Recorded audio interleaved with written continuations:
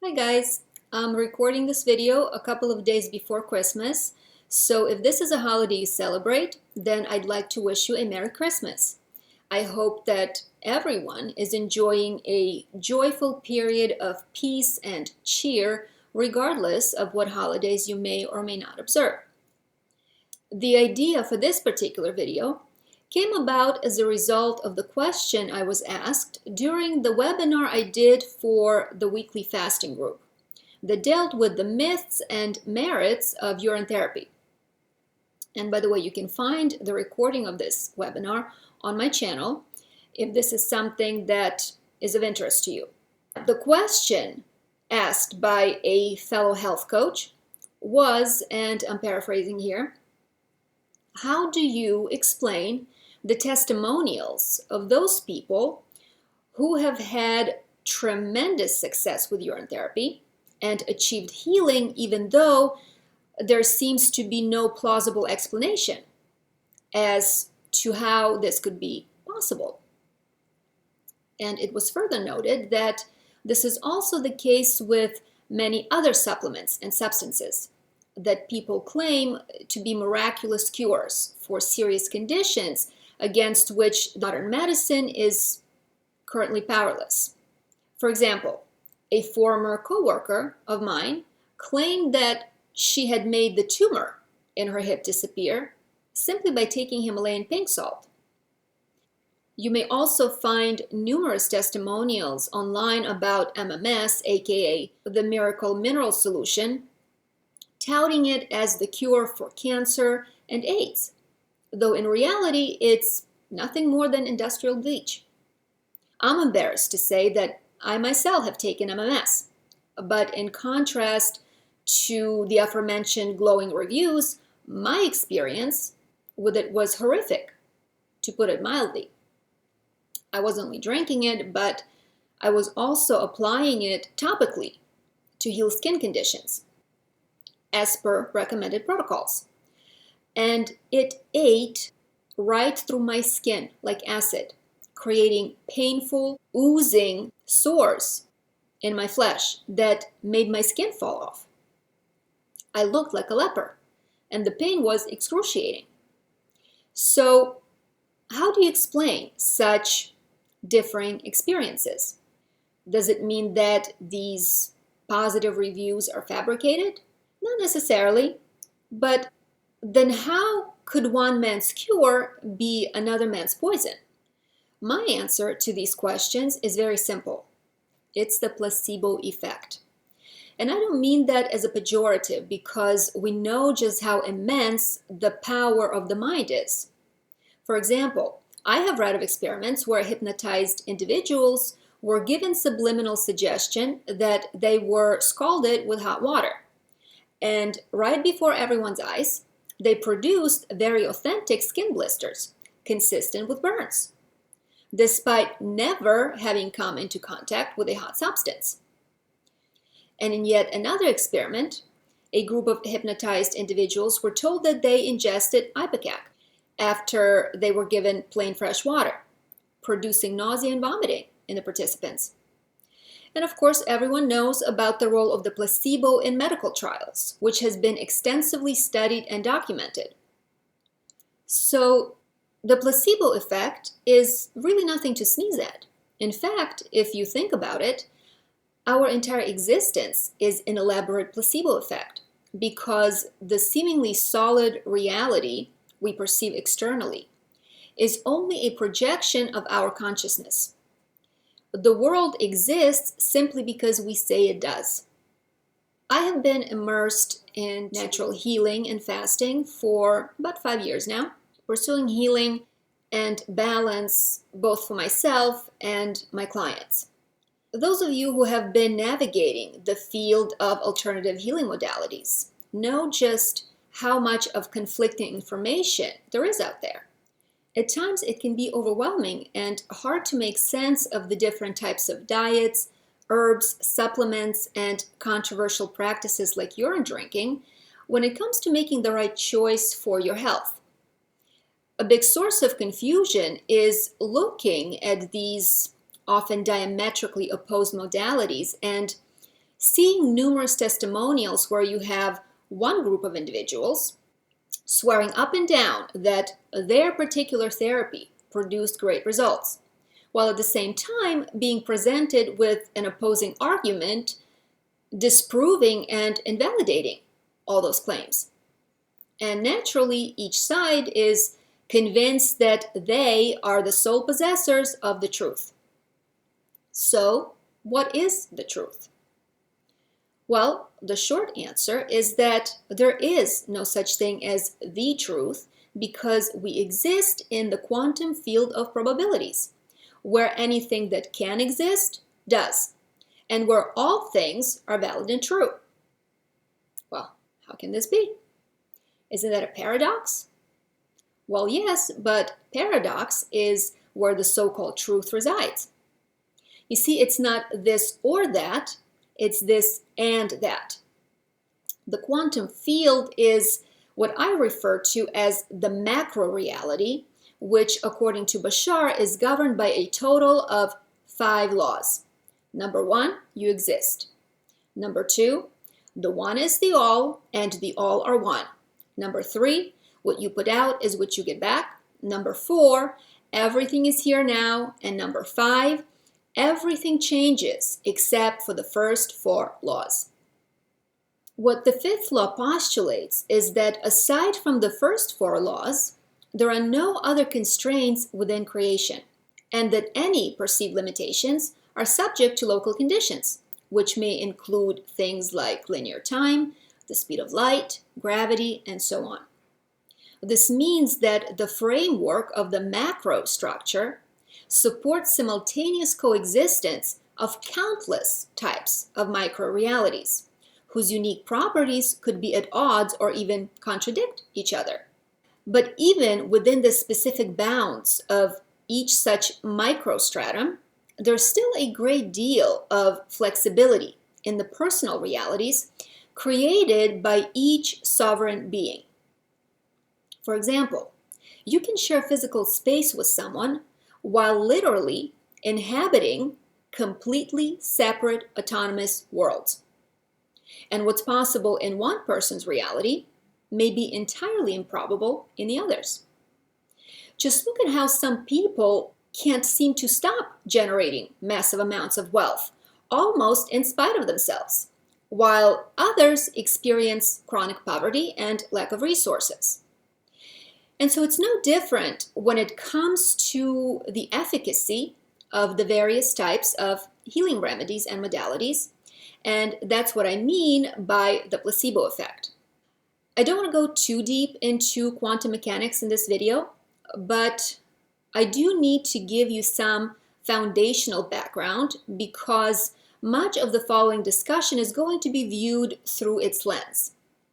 As already stated, the quantum field is the macro stratum, or big picture reality, that serves as the platform for an infinite number of micro realities, each of which is governed by a distinct set of rules that act as defining constraints, separating and delineating one from another. Our physical dimension and the astral plane are just a couple of examples of such micro-realities. But what you must also understand is that there are literally infinite versions of every micro-reality in creation that are inhabited by just as many alternate selves existing on a gradient that encompasses the entire spectrum of experience. This means that there is a number of slightly or significantly varied versions of ourselves inhabiting quite real worlds that run along different tracks, parallel to the one we occupy. Some of these selves are fairly close to the version we currently find ourselves aligned with, but others are quite different, and we constantly shift between these selves and their respective realities, while our physical brain creates the illusion of continuity. In other words, there are very real and solid versions of us that are more healthy, wealthy, and fulfilled, But there are also those who experience greater challenges, suffering, and misfortune. Our vibrational frequency determines which of these versions' eyes we look through at any given time. This concept is known as the quantum probability function, which states that a particle simultaneously exists in all probable states at once, until measured by an observer. Due to the probable nature of events, there are a number of possible built-in variations, all of which have the potential for actualization. But just because we choose to focus on only one of those potentials to be experienced by us as an actual event, it doesn't mean that all the other gestational probabilities are canceled out or somehow cease to exist. In fact, every single probability finds expression in an alternate system of existence, where it is the officially accepted version of reality. The result is a splitting off that occurs at every junction and fork in the road, whenever we make a choice, either consciously or unconsciously. So who is this observer I'm talking about? Well, it's you and me, of course. The concept of an observer implies some sort of individuated consciousness. Consciousness, on the other hand, could be defined as self-aware energy. So, if everything is made of energy and consciousness is self-aware energy, it then follows that nothing can exist outside of consciousness. What this means is that what's being observed cannot exist apart from the observer. The observer is a conscious energetic epicenter, continually emanating a structured electromagnetic field of information that, once projected outward, becomes the field of observation that we call our external reality. This means that we are both the particle and the observer focusing on it. In other words, we are what we observe. Therefore, we don't exist in a reality, we are the reality we perceive. And who we are is a collection of experiences, definitions, and beliefs. This explains why in some versions of realities, a supplement like MMS can cure cancer and AIDS, while in others, it causes acute poisoning and tissue death. And there's absolutely no contradiction here, as both of these things are true in the context of the 5 laws of existence and the quantum probability function, whose basic assertion is that every single reality is nothing more than a point of view. As an extrapolation of these quantum principles, Bashar also introduced the permission slip analogy. For my international viewers, in the US, a permission slip is the document given by schools to parents to sign when their children go on field trips to indicate parental consent, legally authorizing the school to take on the role of a temporary guardian of the said minor for the duration of the excursion. In other words, it's a special waiver granting permission to do a specific thing. In the context of our discussion, a permission slip is a psychological tool that allows one to alter their frequency in such a way as to be able to heal by bridging the vibrational gap between where they are and their desired state of health. It's important to understand that all healing is self-healing, without exception. And we don't actually need anything outside of ourselves to achieve it, because we already hold all the power. Also understand that when we do heal, we are not in any way changing the sick body we currently have. A sick body has a completely different energetic signature than a healthy one. For the sake of convenience, let's call the sick body A and the healthy body B. Vibrationally speaking, they are literally two entirely different and separate bodies existing in different probable realities. So when we quote unquote heal, what is happening, technically and mechanically speaking, is that a change in our energetic frequency causes us to jump realities. And as a result of this jump, we start looking through the eyes of an alternate self who is healthy and who has never experienced any of the symptoms associated with the body A. Furthermore, that sick body A doesn't dissolve into thin air simply because we no longer resonate with it. No, it continues to exist on the corresponding band of frequency, causing the same pain and problems for the self who vibrates at that particular vibrational level. Whether or not this healing and improvement can become permanent depends on whether or not we're able to maintain the vibration of the body B. Most people struggle to sustain the high vibration, which requires a more fundamental and broader internal change within the individual. It's similar to when people go on extreme diets to lose weight. Sure, they're able to restrict themselves for a little while, but inevitably they end up reverting to their old habits, causing them to gain all that weight back. And I've been asked repeatedly about how to combat obesity. And the answer is always the same. Change your lifestyle, change your thinking, and address the underlying emotional issues that are causing you to eat bad food to self-soothe. And the same applies to healing in general.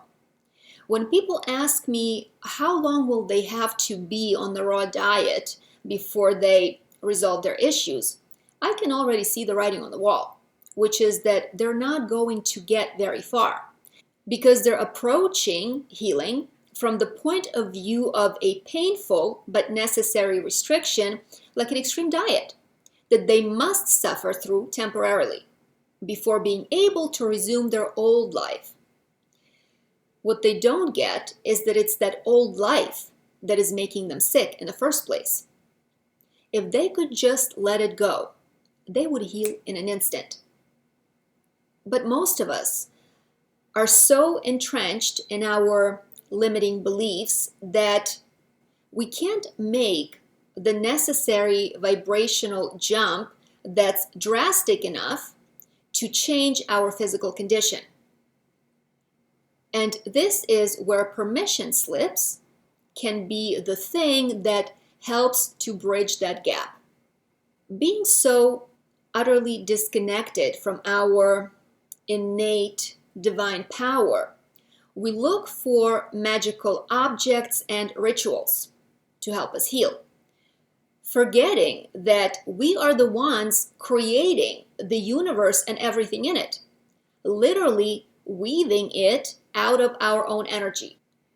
Because reality is nothing more than a projection of the observer's frequency, which is defined by their thoughts, beliefs, emotions, and sentiments. So we create the universe, and we create our diseases, and then we scour the earth looking for miraculous potions and techniques that we hope are going to help us undo the mess that we ourselves created. And when we finally stumble across a supplement or a modality that works, we elevate it as something that contains healing powers, having forgotten that we ourselves created these things in the first place and then transferred our power onto them. Sounds ridiculous? Sure. But sadly, most people can only be in touch with their inherent inner power by giving it up to something or someone else, and then experiencing it via a surrogate. Understand that every diet, herb, supplement, substance, and healing ritual is nothing more than a permission slip that works in conjunction with your core belief systems, allowing you to shift your energy in such a way that it affects and reorganizes your physical structure. Fasting or urine drinking only work because you have transferred your divine creator power onto something else outside of yourself, having it serve as a loophole that allows you to get around your negative belief systems that are blocking your miraculous healing, which is always available. A specific healer whom you perceive as an authority can be such a permission slip as well. For example, if you're working with a naturopath or a detox specialist, or perhaps even an energy healer who you believe to be top-notch, you drastically increase your chances of getting good results. But in the end, it's not the drug, the doctor, the diet, or the fast that heals you. You do. By using those things as permission slips to bypass your limiting beliefs. Now, as I already said, a big part of the problem is that most people aren't actually in touch with their unconscious beliefs that literally shape every single aspect of their reality.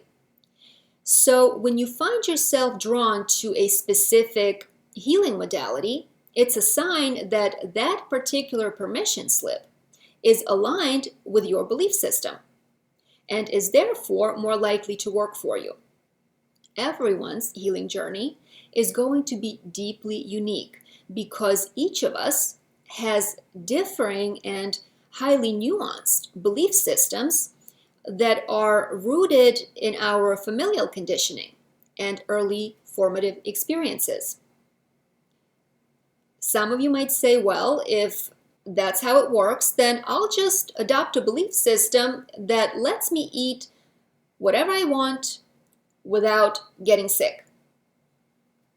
But does it really mean that you could actually successfully pull this off? The first hurdle is that it's not so easy to override an established limiting belief because all beliefs, by their very nature, are self-perpetuating. And once they're adopted, they become automatic. Furthermore, there are too many resources supporting and reinforcing these beliefs, like our memories and emotions. And that's assuming that you're even aware of which specific limiting belief is causing your health issues to begin with. But most importantly, everything is subject to the laws of energy.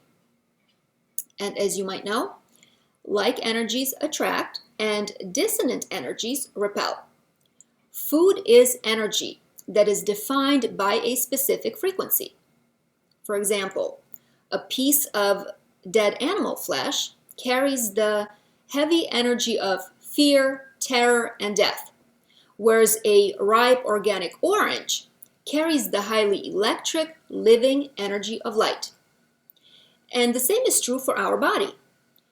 The vibrational frequency of our consciousness is going to be reflected in our physical state. What we put into our body will either be in or out of alignment with our core frequency, thus affecting the body's condition accordingly. It's important to understand that when I say that a person or a thing like food is of a certain frequency, we're not talking about a static number or value that is a constant. Our personal vibration is actually a range, and we fluctuate on a gradient between the lowest and the highest points contained therein. I'm sure you've experienced these highs and lows where on the lowest end of the spectrum, you might feel sick, tired, pessimistic, scared, or depressed, while at the top end, you're full of energy, joy, enthusiasm, you feel well, and luck seems to be on your side. If our frequency is in the same range as the frequency of the food we consume, we will feel no problems in our body due to their basic compatibility. I'm going to show you a graphic that will hopefully make it easier for you to visualize and understand what I mean. So the green arrow represents the overall gradient scale, and the purple arrow denotes the frequency of food, which in this example is the SAD diet. Let's say that our starting vibrational range is the red arrow, marked as frequency 1. As you can see, the frequency of the food spans about 2/3 of the red range, and as long as we occupy that end of the spectrum, the food isn't going to affect us negatively. This means that we can eat meat, cheese, potato chips, and bread, and not be too bothered by it. And this is something that I have observed to be the case with individuals who are more rooted in the third density, or 3D for short. But what if we permanently raise our frequency through meditation, through opening our chakras and becoming a better and more loving person? Naturally, our vibrational range is going to shift, which is going to be reflected in our physical structure as well. Here it is depicted by the blue arrow, marked as frequency 2. As you can see, this new vibrational range on its lower end overlaps with the top end of our old frequency, meaning that our old best is now our new worst. You can also see that the frequency of the SAD diet range now barely skims the lowest end of our newly refined vibration. Aha! So what does that mean? Well, now putting low frequency crap into a higher frequency body is going to create all kinds of glitches and disruptions, to the point that it may put us completely out of commission. This is especially a problem for those individuals that are straddling the fourth density and working towards 5D reality, especially if your soul has woven its physical vehicle of manifestation from the 4D template, making 4D your starting or 0 point, which means that you really aren't equipped to operate below that vibrational range. And if you try to partake in the 3D vibration through certain behaviors and practices, then you're bound to experience some serious problems. Essentially, that's what happened to me, because I was focusing heavily on the spiritual and energetic development, starting in my late teens. And I was doing this work in a methodical, intentional, and structured way with various teachers and organizations for about 14 to 15 years before my body started to break down. So when people ask me why I'm on this crazy fruit diet, I tell them that for me it was a do or die situation. And I mean that quite literally. Understand that only the things whose frequencies overlap can coexist in the same dimension. But if the vibrational gap becomes too wide, a natural separation occurs. It's also important to understand that we have multiple bodies besides the physical one, which are all interconnected through a constant feedback loop and which continuously impact each other. We have the mental body, the emotional or the astral body, and we also have an energy body, which in some nomenclatures is also referred to as the energosoma or holochakra. So the term energosoma is fairly straightforward. Energo means energy and soma means body, whereas holochakra means an energetic vehicle that encompasses all of our chakras. The mental and the astral bodies are more permanent in that they remain with us throughout all our incarnations, serving as the two primary vehicles that our soul uses to manifest across a spectrum of dimensional densities. But when it comes to our energosoma, we get a different one to go with each separate incarnation and the corresponding physical body. This energy body is a subtle, more refined copy of our physical form. Being a complex network of chakras and meridians, energosoma serves as the intermediary membrane that connects the physical and the astral bodies, allowing for constant feedback and exchange of information. The astral body supplies the energy and vitality to the physical body through the chakras, whereas the physical body transmits data about our human experience back to the astral body. I know that most of you are familiar with the 7 major chakras spatially located along the spinal column, but in reality, our energy body is comprised of hundreds, if not thousands, of smaller or minor chakras, which serve as portals bringing energy in and out of the various glands and organs of the body. For example, we have individual chakras associated with the palms of our hands and fingertips, as well as the knees, ankles, and the bottoms of our feet, just to name a few. All 3 bodies have anatomical structures that are interconnected with each other. How this works is that if, for example, you tend to hold things in and not speak up when you should, especially when needing to stand up for yourself, what happens is that you are accumulating dense energy in your throat chakra. And if this avoidant behavior is maintained over a period of time, the physical organs associated with the throat chakra will begin to suffer. You may grow a goiter or develop other thyroid issues.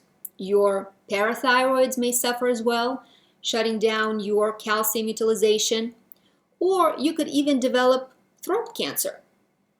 On the flip side, if you smoke or abuse alcohol, both of which cause damage to the tissues of the throat chakra will eventually become affected by this breakdown of the physiological components, which could result in depression, poor writing or verbal communication skills, stutter, mutism, and so on.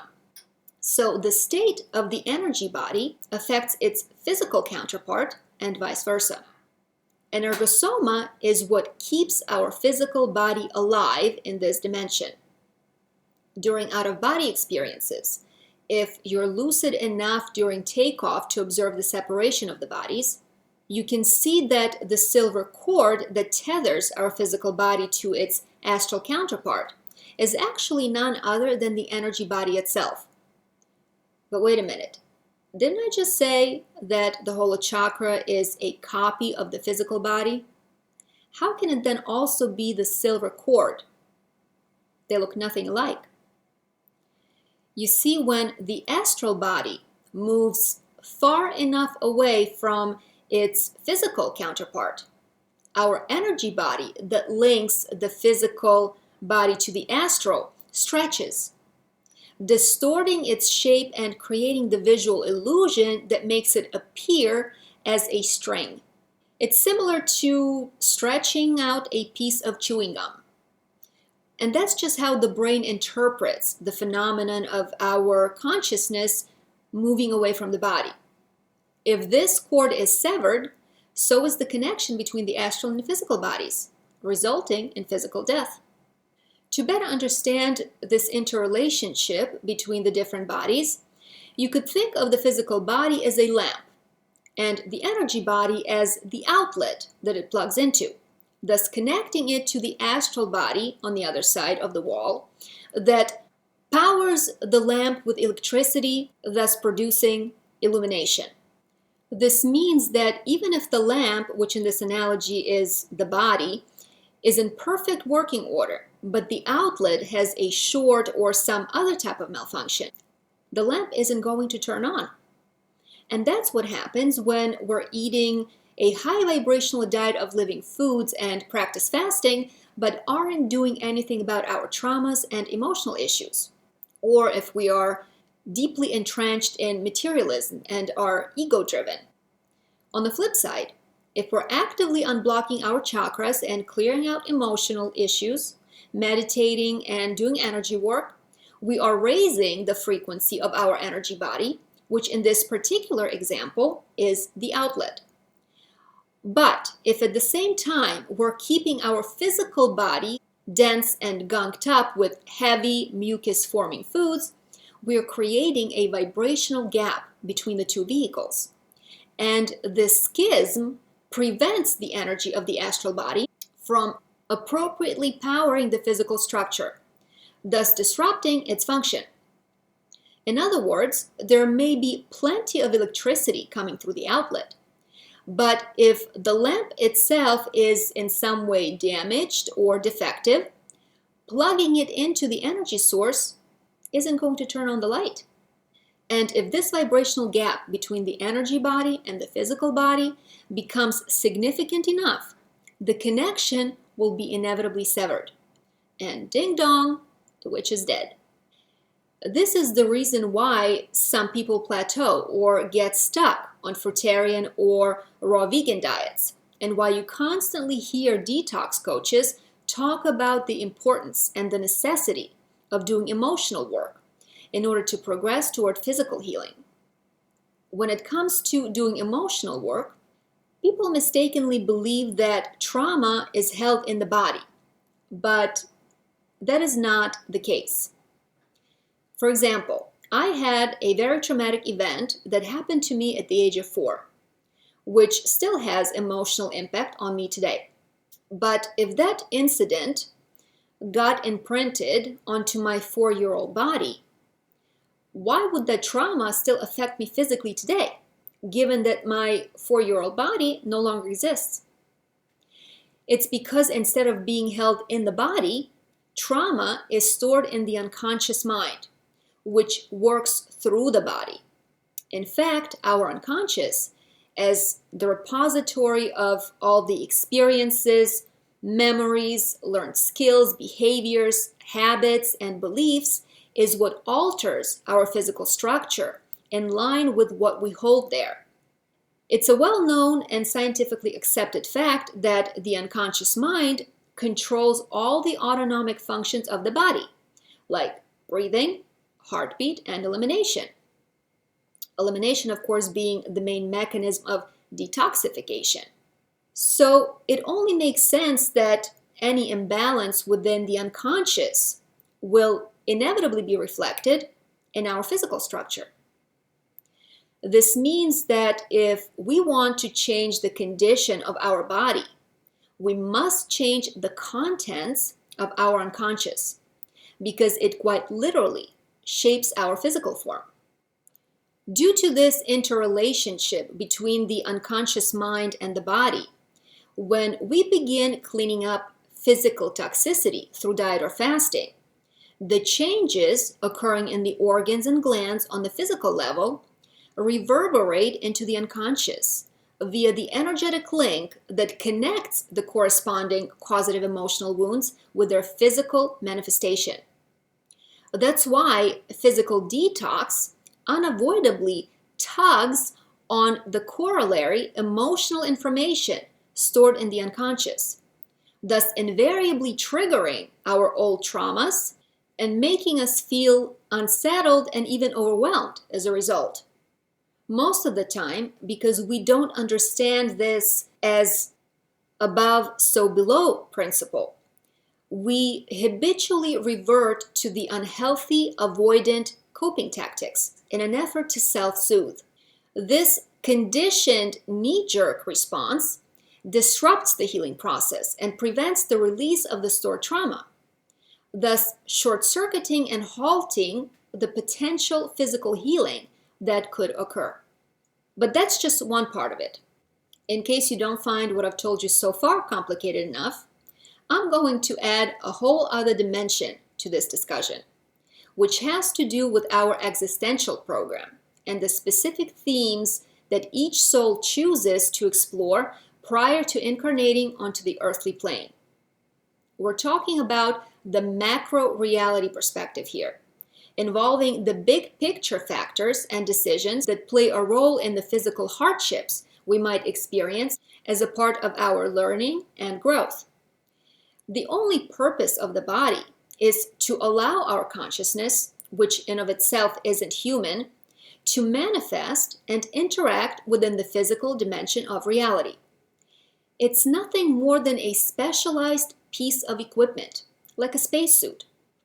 The same way astronauts can't go out on a spacewalk or land on another planet without special protective gear that keeps them alive within the harsh foreign elements of the outer space, a soul cannot operate on the physical plane without a body.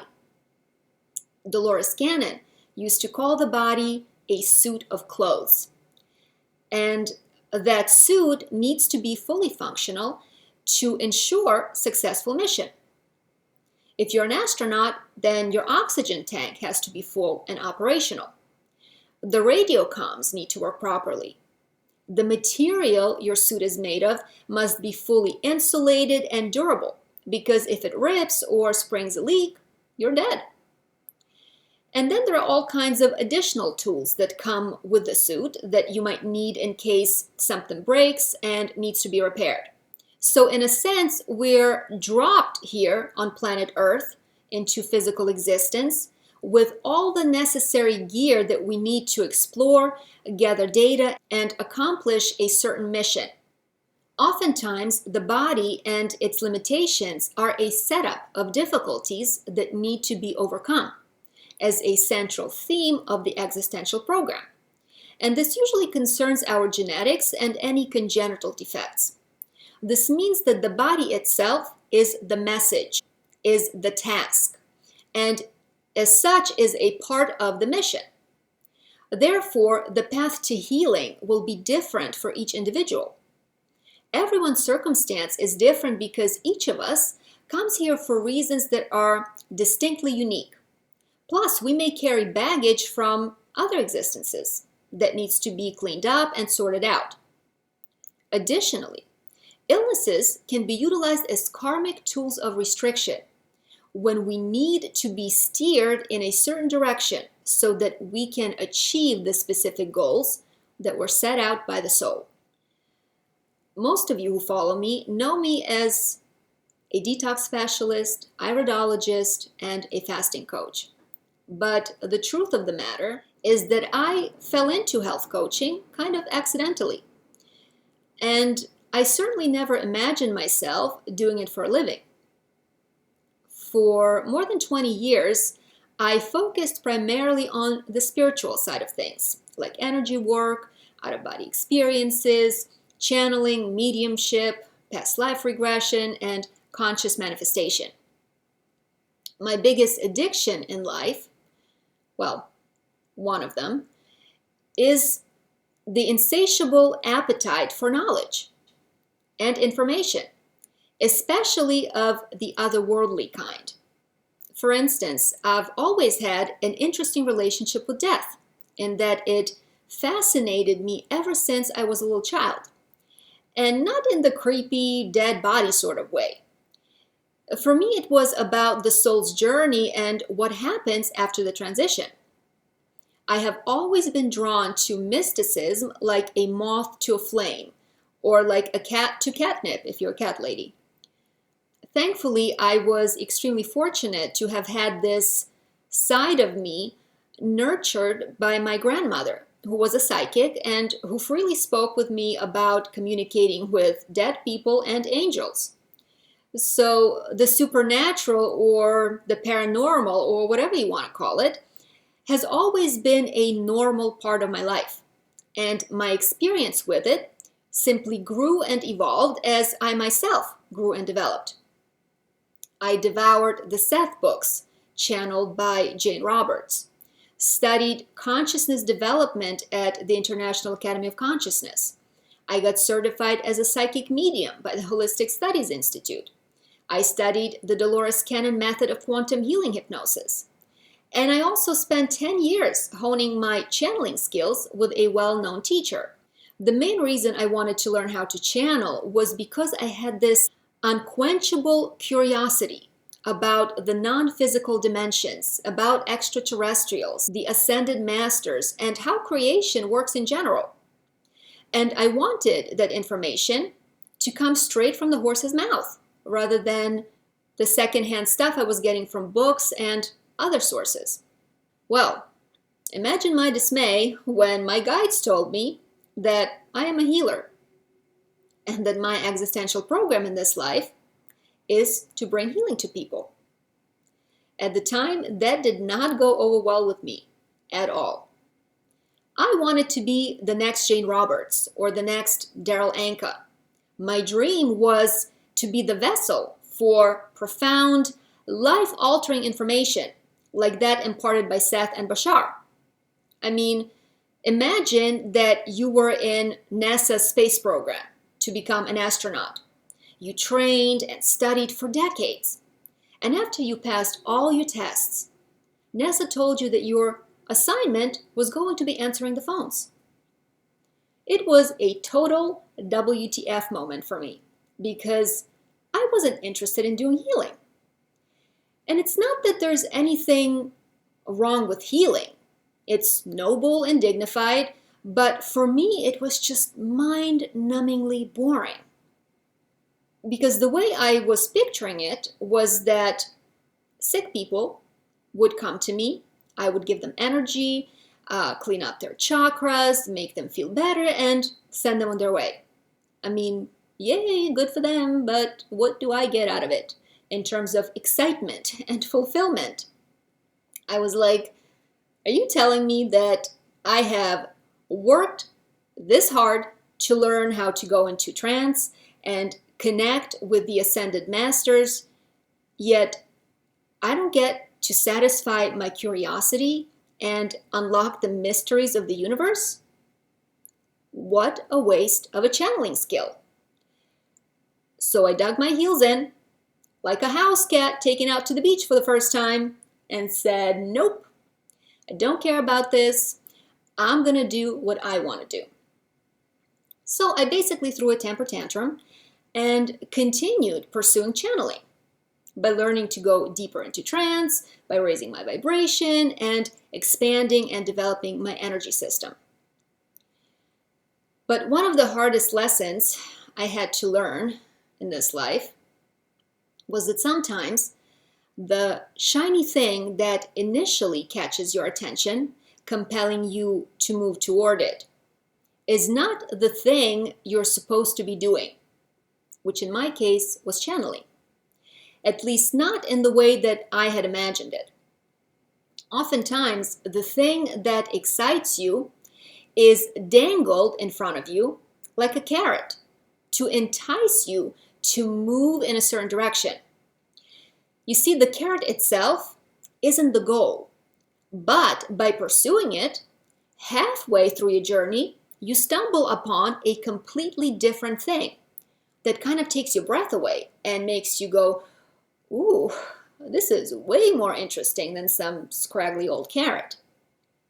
But you would have never been able to discover this new thing had you not been chasing the carrot to begin with.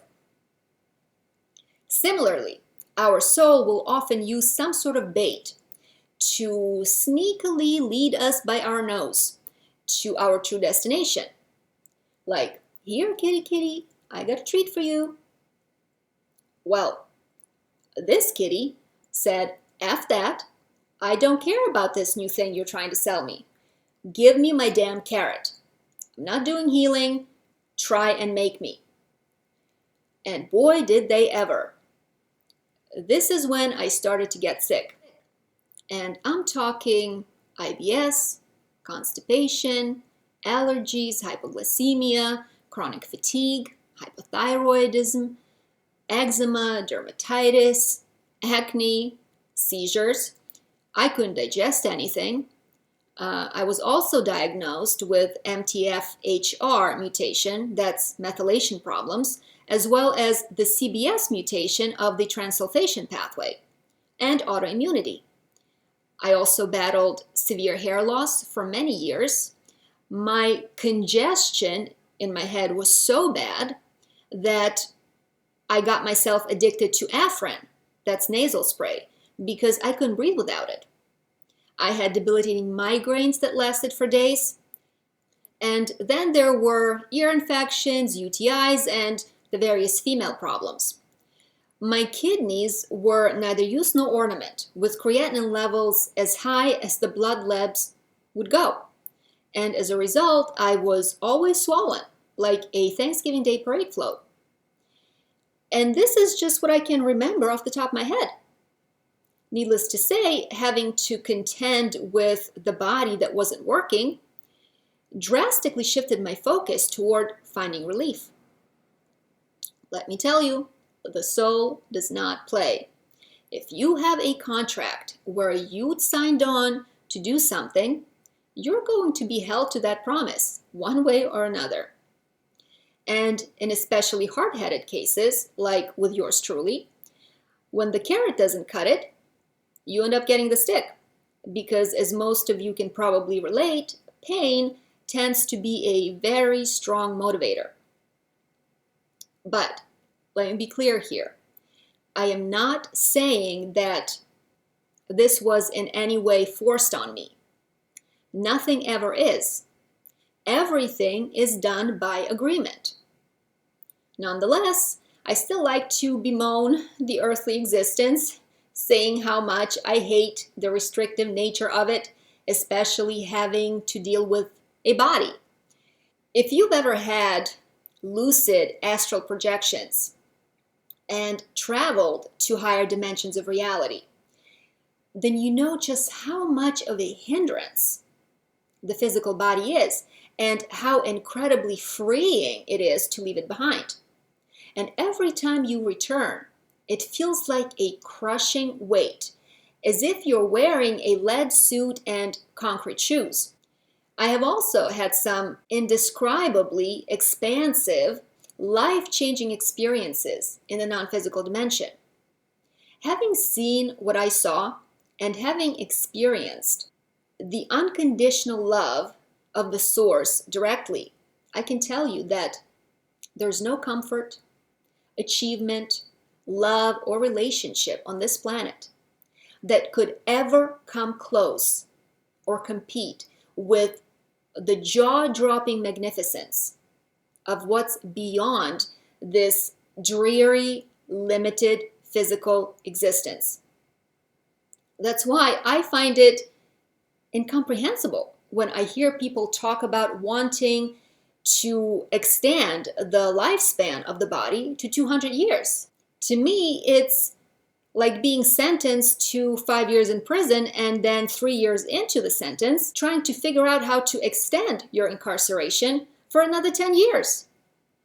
I simply cannot fathom or relate to why would anyone want to be imprisoned here for that long when there's such beauty, freedom, and love on the other side of the prison door. Look, I'm all about living optimally with superior mental and physical capacity and seeking the best quality of life while you're here.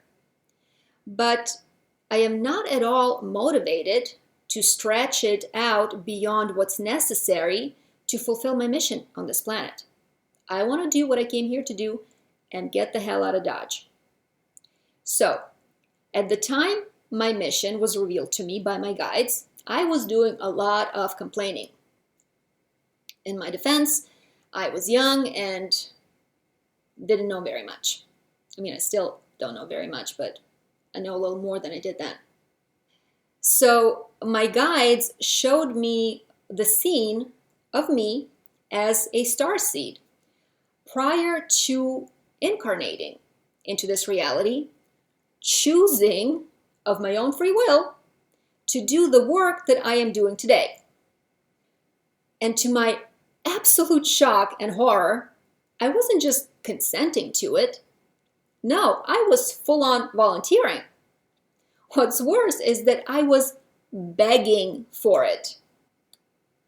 There were 2 light beings there with me, actually trying to talk me out of incarnating on Earth, telling me about how dense and negative the energy is here.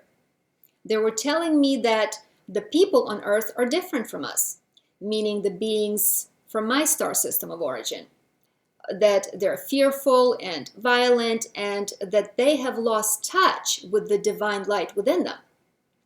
The council was telling me, trust me, you don't want to do this because once you're there, you're going to forget all about who you are and you will no longer have access to the power and foresight that you're so used to enjoying here. But no matter what they said, I wasn't going to let them talk me out of it. I just pushed back harder, insisting and saying, no, no, no, no, no. I really do want to do this. I know I can do it. Let me do it. I can't even tell you how mad I was at myself watching that. I was like, you should have listened, you dumbbell. Look at you now, stuck here in this dreadful meat suit, plodding through muck. It was like watching my 12-year-old self beg my parents for a puppy. Please, please, please, please, I'll walk him as many times as he needs. I'll clean up all the poop. I'll bathe him. And then you get the dog and realize just how much work it is. And then you go, oh, crap. Why did I do this to myself? And because I put up such a fight and resistance against the very reason I came here, I got roughed up quite a bit. And for a while, my singular focus had become healing, mostly self-healing. And let's just say that my healing journey was far from a straight line. I mean, I spent 7 years stumbling in the dark and grasping at straws. I went to medical doctors whose only recourse was drugs. Then I moved on to naturopaths who put me on a ton of supplements and had me eating 9 pounds of meat and 21 eggs weekly. I tried homeopathy, intravenous ozone. I drank hydrogen peroxide and MMS.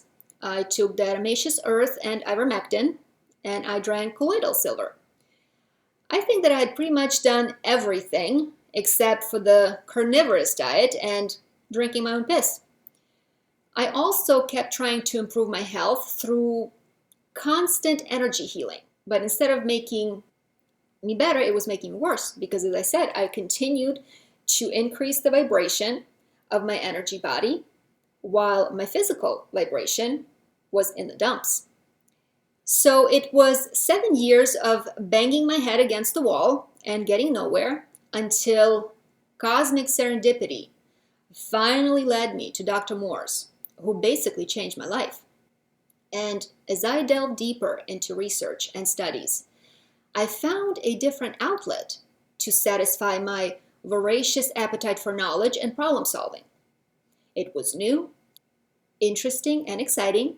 And as I started learning, experimenting, and working on myself, I realized that not only did I like it, but I was actually good at it. So I joined a bunch of different natural health communities and began sharing what I had learned with others who were suffering. And before long, people started coming to me and asking me for help.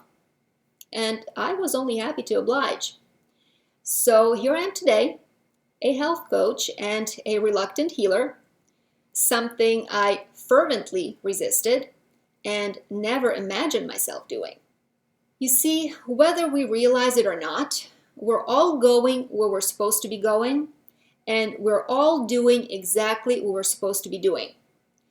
No matter where we find ourselves in life, all roads lead to our divine purpose. There's always a reason for everything that's happening to us. If you find yourself dealing with severe illness, know that it's there to either teach you something or to move you in a specific direction that you may be avoiding or simply not seeing.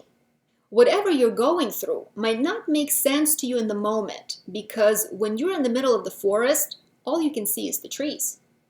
Until you walk out into the clearing and gain a different, broader perspective of where you are and what options are available to you. And to think that 12 years ago, I fought so hard against the thing that I am so absolutely, madly passionate about today. 5 years ago, I'd never even heard of fruitarianism or dry fasting. I had no idea that it was even a thing. And now I can't even fathom not doing it. What I'm getting at, in a very long and roundabout way, and I apologize if I'm boring you with my story, guys, but what I'm trying to get at is that there's always a lot more in play when it comes to our health than what's happening on the physical level. And it's going to be different for each and every one of you. My health struggles led me to my life purpose, because physical illness had me in such a vice that it forced me to become single-mindedly focused on healing. And my personal healing inevitably opened me up to the healing of others. You know, I recently listened to a pick-a-card tarot reading on YouTube by Jess Puckett, who, by the way, is an incredibly intuitive and talented reader. And sorry for another detour, but for some reason I'm feeling unusually candid and talkative today. Must be the holiday spirit. But this woman stripped me bare in her reading, looking all the way deep into my soul. And one of the things she said had to do with my going through physical pain and health issues, and how working on healing myself was the thing that was going to change my destiny. When I heard that, I almost fell off the couch, because that is exactly what happened. Like I said, never did I imagine that I'd be doing this. After graduating college with a business degree, I wanted to be a buyer for Bergdorf Goodman in New York City. Now, whenever I think back to those days, I laugh at the ridiculousness of it. And I'm also endlessly grateful that I didn't get what I thought I wanted at the time. Having been a detox specialist for a few years now, I still struggle a bit with calling myself a healer, because in my mind, it implies having a great deal of knowledge that comes with a certain level of responsibility. And being a healer also means that you're always in process. You are in a constant state of becoming.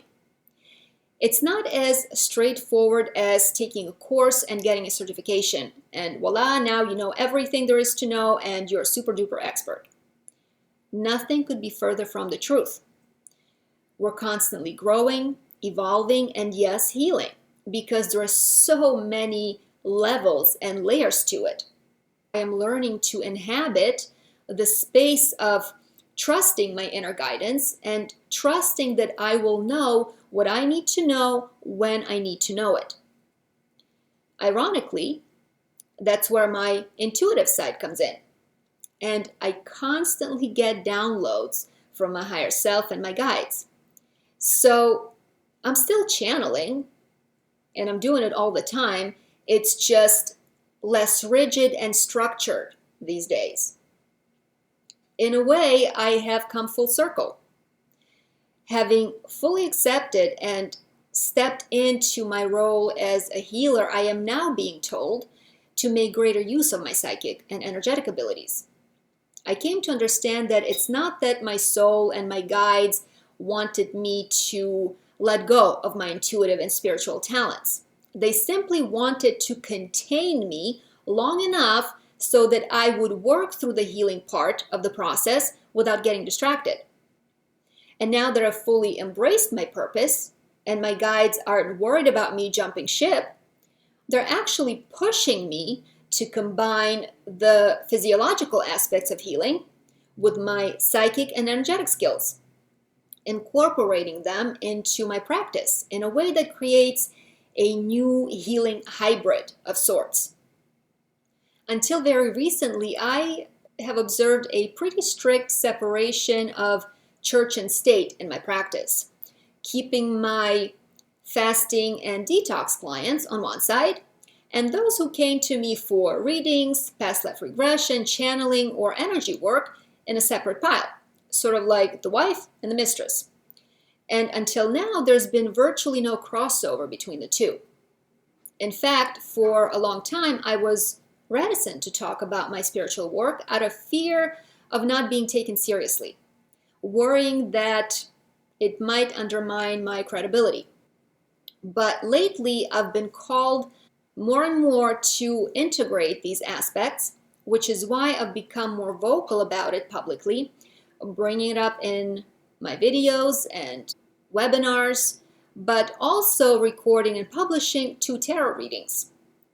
I think that this is something that we'll probably continue to explore going forward, though I'll probably create a separate channel for it. I came to realize that the whole purpose of going through the experience of illness and being led into regenerative detoxification, fasting, and health coaching wasn't to take me away from spiritual work. It was to bring the two aspects into a greater balance. Because at one point, my ardent pursuit of spirituality had tilted the scale too heavily to one side. And now, integrating these seemingly opposite sides of the coin was meant to help me become a better and more effective holistic healer. And I still get to have my drug, the constant discovery of new, exciting information. In many ways, this has been a journey toward living my authentic life, which right about now feels a bit like coming out of the closet. I'm learning to slowly let my hair down and let my psychic freak flag fly. And if that makes someone uncomfortable or if it makes someone question my competence, then I guess I am not your people. And that is perfectly okay. Because the psychic, intuitive side is as much a part of me as the cerebral, facts-oriented side. It's all part of the same package, baby. I can talk to you about quantum mechanics. I can read your eyes for genetic weaknesses and tell you about the filtration of lymph through the kidneys. But I can also feel a wobble in your throat chakra, give you a tarot reading, channel ascended masters, and crack a dirty joke all at the same time. And that's what you get with me. So, sorry for such a long video, guys. Sometimes you set out to do one thing, but then the flow takes you in a completely different direction. So good though, as long as you end up in the right place. If you did like this video, please let me know in the comments. As always, please like, share, and subscribe. And don't forget to hit that notification bell to keep up with my new video uploads. Thank you all so much for watching, following, and choosing to work with me. I wish you all a splendiferous new year, and I look forward to seeing you all in 2022.